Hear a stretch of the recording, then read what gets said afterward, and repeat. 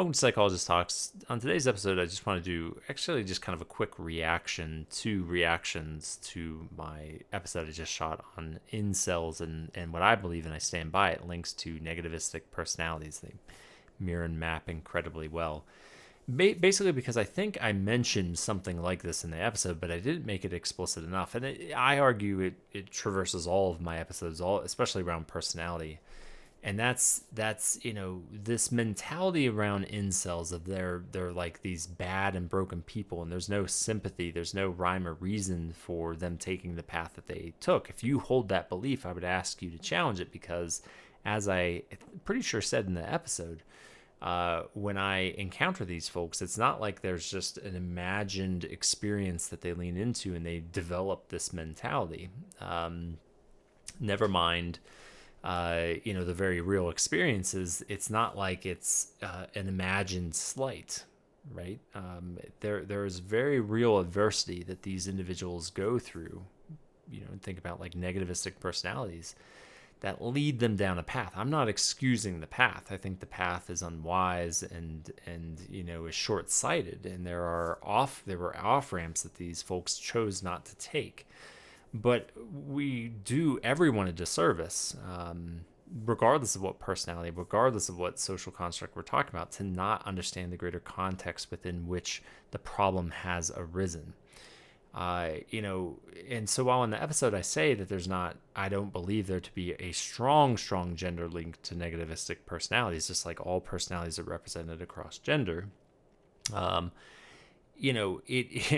there is absolutely a tie to masculinity, and there's absolutely a tie to men. And I have episodes on masculinity and the crisis that it is in. And in those very episodes, I make this explicit. There is work to be done, and that men have to do that work, and that anybody who ascribes to masculinity needs to do some work on their own to redefine what it is. And right now, everybody's kind of balking against and being like, screw you, then I'm just going to be entitled to feeling what I feel. I don't need to do any work, which I think is a not so wise reaction.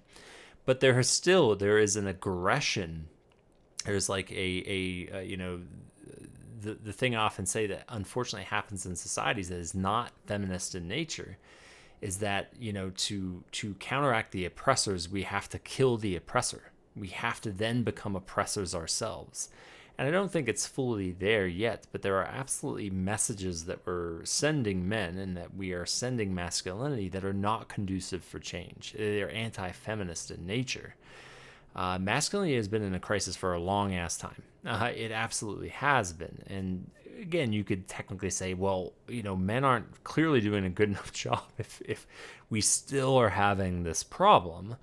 But I in my entire life, 41 years of age, I have not seen a concerted, meaningful effort to fruitfully embrace masculinity and what it means to be a man in a way that is a communal, more kind, less adversarial curiosity about what it means to be a man.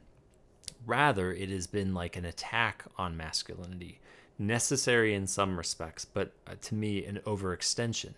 As I say in the masculinity episodes, it is slightly audacious to call out masculinity and the flaws that it has, usually, right, and that men often carry with them. But the task that's in front of them requires them to not have the very deficits and the flaws that masculinity and growing up a male, at least in this country, does to us, right? Like we're not embraced in sort of emotionally intelligent ways that say and nurture this is how you grapple with difficult emotions.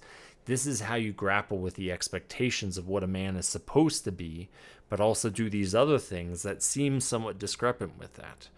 I am not seeing those conversations. Even as a psychologist in the field, it's not like a giant area of research right now where it's what healthy masculinity can look like. And this research has been going on for a while now. It's not like there's been an absence of it. My wife studied masculinity in grad school, a lab specifically devoted to masculinity, and we're still stuck in this mess. So we can point to the men, right? We can point to the incels and go, you need to do better. And there's a partial truth to that. We can point to negativistic personalities and go, you need to do better. Just like we can point to borderline personality disorder, just like we can point to narcissism and say, like, there's a component that you need to do better. And then there's a reality that we as a society and we as providers, and we need to do a good job of also supporting that growth in a healthy direction. And the brutal irony when we make it around gender is that feminism supports this mentality. It supports that, like, the role here is not to punish masculinity in men. The role is to bring them along and help them see that their own system is rigged against them.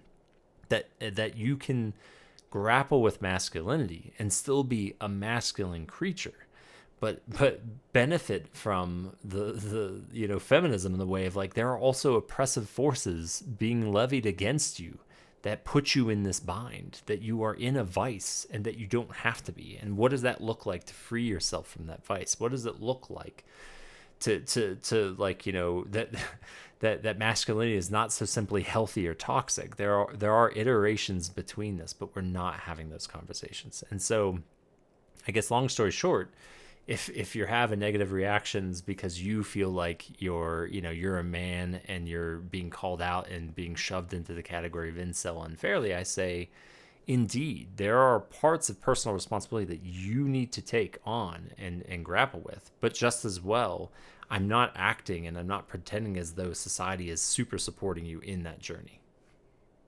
I'm not. Like, that dialectic can be held.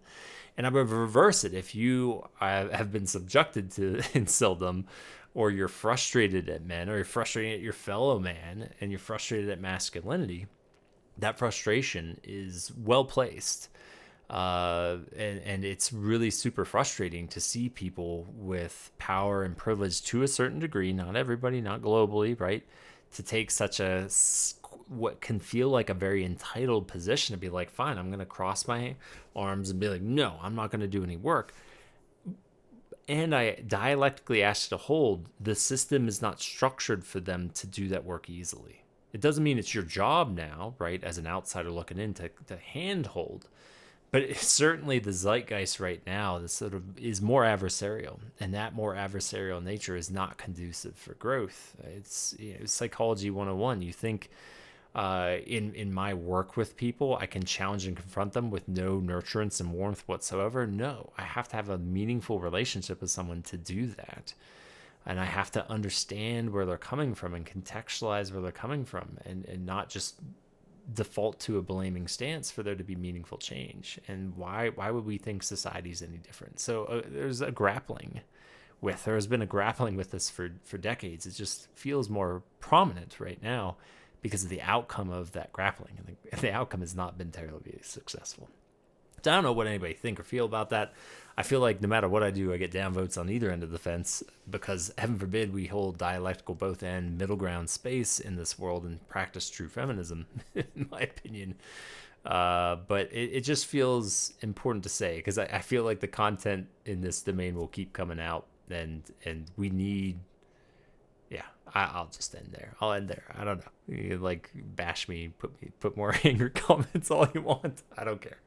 But I said I'm gonna keep it brief, so keep it brief. 8 minutes is apparently brief. I don't know if that's technically brief. But anyway, as always, thank you for listening and watching. Please do, for the love, stay curious.